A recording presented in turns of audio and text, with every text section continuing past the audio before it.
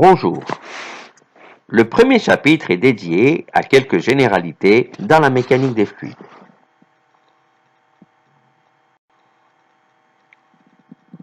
Le premier chapitre portera essentiellement sur quelques définitions comme le fluide parfait, fluide réel, fluide incompressible ou fluide compressible.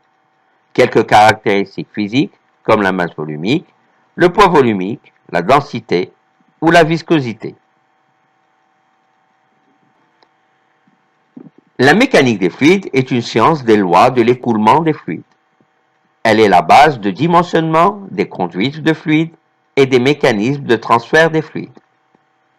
Elle comprend deux grandes sous-branches, qui sont la statique des fluides ou hydrostatique, qui étudie les fluides au repos, la dynamique des fluides, qui étudie les fluides en mouvement.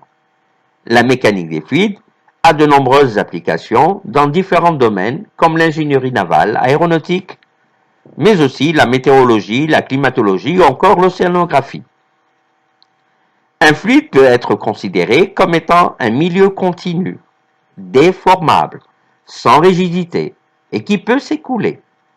Les forces de cohésion entre particules élémentaires de fluide sont très faibles, lui permettant de prendre la forme du récipient qui le contient. Il peut être liquide ou bien gazeux.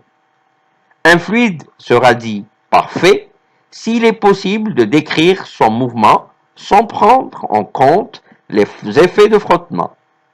Un fluide sera dit réel si la description de son écoulement prend en compte les effets de frottement.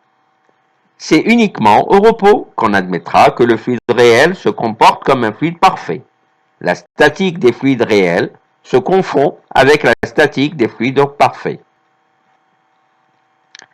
Un fluide est dit incompressible lorsque le volume occupé par une masse donnée ne varie pas en fonction de la pression extérieure.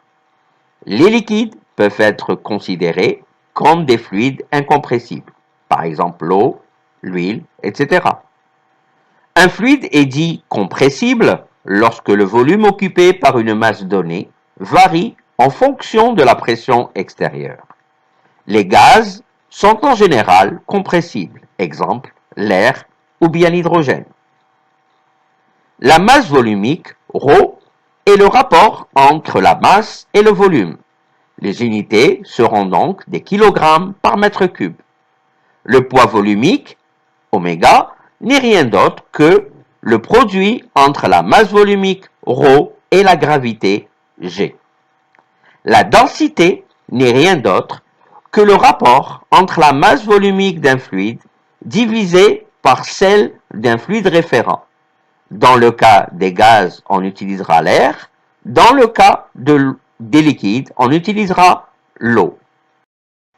La viscosité est une grandeur qui caractérise les frottements internes du fluide, donc sa capacité à s'écouler.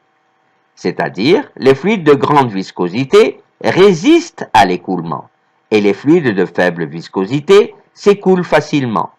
On distingue deux types de viscosité, la viscosité dynamique, mu, et la viscosité cinématique, nu, qui est le rapport entre mu sur ρ.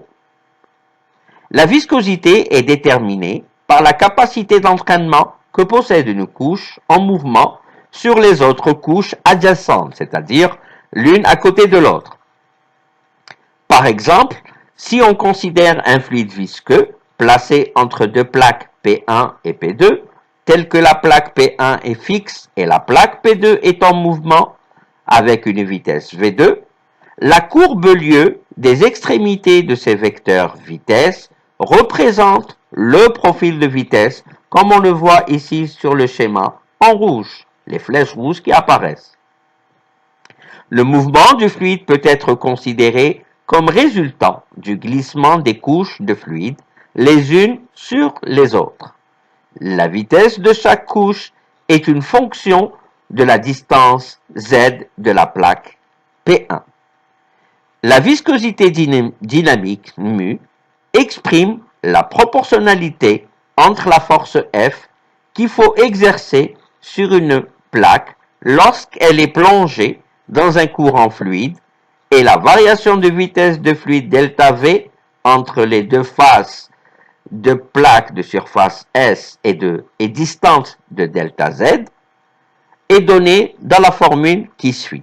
F étant mu, la viscosité, S, la surface, delta V étant l'écart de vitesse qui existe entre les deux couches, distante d'une distance delta Z. Delta V sur delta Z peut être exprimé comme étant un gradient de vitesse.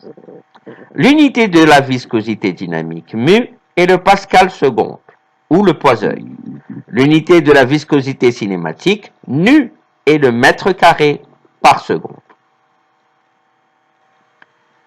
Je vous remercie pour votre attention.